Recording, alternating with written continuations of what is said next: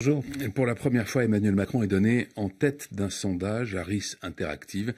26% des intentions de vote au premier tour contre 25% pour Marine Le Pen. Emmanuel Macron a gagné 6 points dans les sondages en 2 semaines. Il multiplie les ralliements. Est-ce que vous diriez que la dynamique est de son côté ?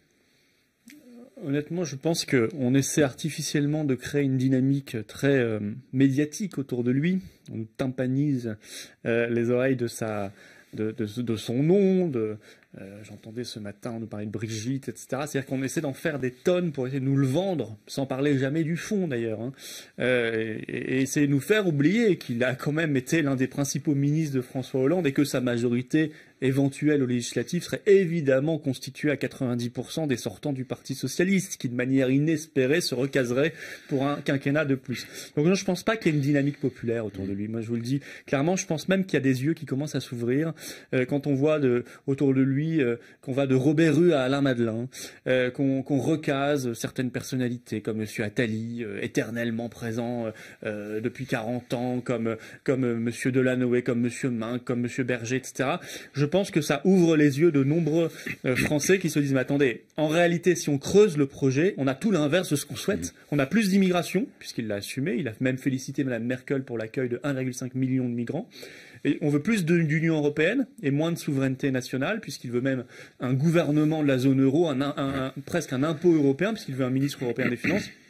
Et on a une destruction d'un modèle social avec une augmentation pour tous de la CSG. Voilà, il faut que les gens le sachent simplement. Et je crois que le mois et demi qui reste sera très utile parce qu'on va enfin aller au fond des sujets. Alors justement, parce qu'au second tour, Emmanuel Macron l'emporterait largement sur Marine Le Pen avec 65% des voix. C'est une hausse de 5 points contre 35% à Marine Le Pen. C'est une baisse de 5 points. Est-ce qu'elle doit, vous parlez du mois et demi qui reste, est-ce qu'elle va accélérer, modifier sa campagne pour se mettre en situation d'avoir une chance de l'emporter au second tour? Je me suis dit, vous me citez un sondage, il y en a d'autres sondages sortis même hier. Mais enfin, qui dans tous les cas, absolument l'inverse. Mais pas sur le deuxième tour. Si, ou elle a même, je crois, 2 points de plus hier au second tour face à... Enfin, peu importe. Oui, mais c'est vrai qu'elle ne l'emporte pas pour l'instant. Voilà. Mais ce ne sont que des sondages. Et moi, de toute façon, je vais vous dire, les sondages au second tour avant le premier tour m'intéressent assez peu. Ce qui compte, ce sont les dynamiques de campagne. Mais nous allons continuer de convaincre. Vous savez, Monsieur Macron, il a un peu autour de lui la même coalition du système qu'avait le oui à la Constitution européenne en 2005. C'est à peu près la même chose. La grande finance, l'Union européenne, les médias, etc.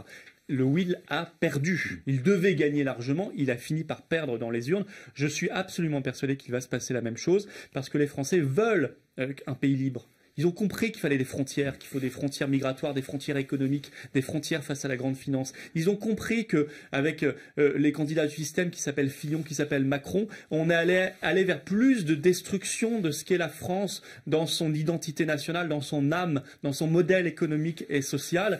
Et je crois que les Français vont vouloir tout à fait autre chose. Ce sera l'intérêt aussi des débats de premier tour, hein, où on va pouvoir confronter véritablement les projets. Mais au moins les choses se clarifient, se décantent. On a vraiment des candidats du système, du mondialisme, en face de la candidate qui est seule sur cette idée politique majeure et pleine d'avenir, celle du patriotisme. Le parquet national financier a fait savoir hier qu'il attendait plus d'informations, ce sont les termes officiels, sur les soupçons de favoritisme autour d'un déplacement à Las Vegas d'Emmanuel Macron, qui était à l'époque ministre de l'économie. Plus d'informations donc pour envisager les suites éventuelles à donner à cette affaire. Est-ce que vous espérez aujourd'hui, est-ce que vous demandez que le parquet national financier se saisisse de cette affaire? Évidemment que oui.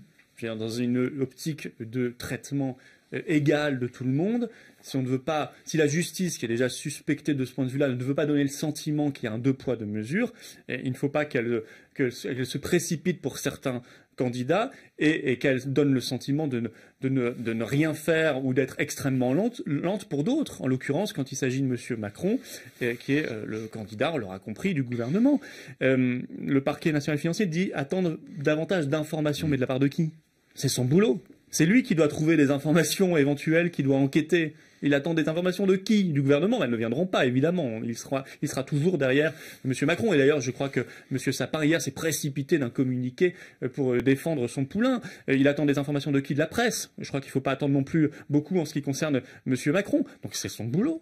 Je ne dis pas qu'il est coupable, mais s'il ouvre des enquêtes, il doit ouvrir pour tout le monde. Au passage, il pourra aussi s'intéresser peut-être à la déclaration de patrimoine de M. Macron, dont je ne dis pas non plus qu'elle est mensongère, mais elle pose des questions. Mais vous l'évoquez régulièrement, vous avez des doutes je ne suis pas du tout le seul. C'est-à-dire qu'elle a été évoquée sur bien avant moi. de cette déclaration? Non, elle a été évoquée bien avant moi. C'est-à-dire que M. Macron, ça on le sait, il a gagné 3 millions d'euros chez Rothschild entre 2010 et 2013. 2,8 millions, je crois, sur une opération, en effet, un montage financier. Ça, c'est en une année, mais je crois qu'il a gagné un peu plus de 3 millions au total.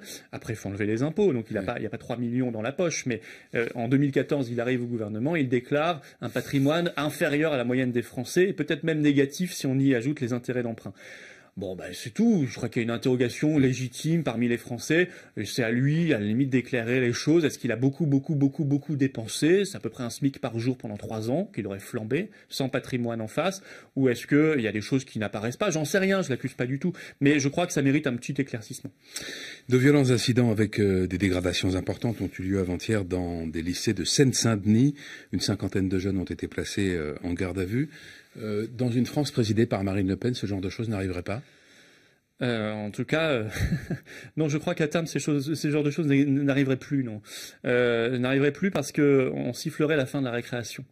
Et on dirait de manière très claire, écoutez, de nouveau, il y a un gouvernement en France, de nouveau, il y a un ordre républicain en France, il y a un État avec son autorité, et nous allons prendre les mesures nécessaires. D'abord, redonner des moyens à la police et à la gendarmerie, donc on va en embaucher 15 000 sur le mandat, puisque Fillon en avait supprimé 12 500, je le rappelle, et puis on va responsabiliser ceux qui doivent l'être. Le premier tuteur d'un mineur, d'un jeune, ce sont les parents. Ouais. Il y a eu une démission de certains parents. Marine Le Pen a dit hier qu'il faut supprimer les allocations familiales aux parents de mineurs délinquants. Récidivistes. Mais est-ce que ça ne revient pas à les pénaliser? Parfois, ils peuvent être complètement dépassés par la situation et victimes au fond eux-mêmes, non? S'il y a une carence éducative manifeste et que le mineur est récidiviste, oui, il faut au bout d'un moment responsabiliser les parents en jouant sur les aides sociales.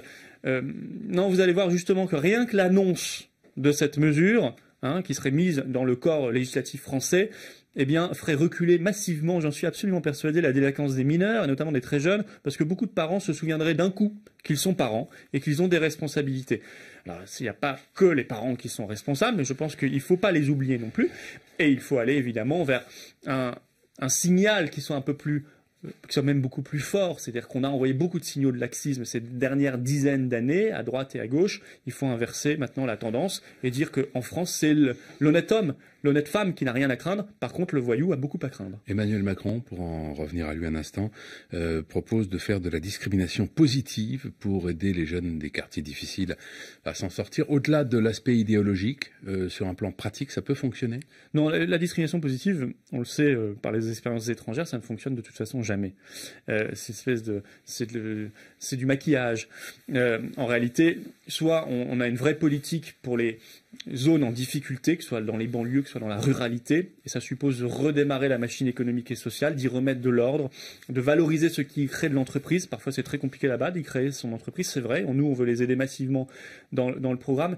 Mais la discrimination positive, il faut le savoir, c'est toujours l'exclusion de quelqu'un d'autre, qui peut-être mériterait plus, mais qui n'habite pas dans le bon quartier ou n'a pas les bonnes qualifications en fonction de la discrimination choisie, soi-disant positivement. Voilà, c'est toujours l'exclusion de quelqu'un d'autre et c'est toujours un signal extrêmement négatif envoyé à ceux qui essaient de s'en sortir par leur simple travail, leur simple mérite, alors qu'ils sont dans des conditions extrêmement difficiles.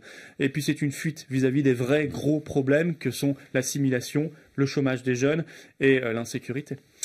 Merci Florian Philippot. Bonne journée.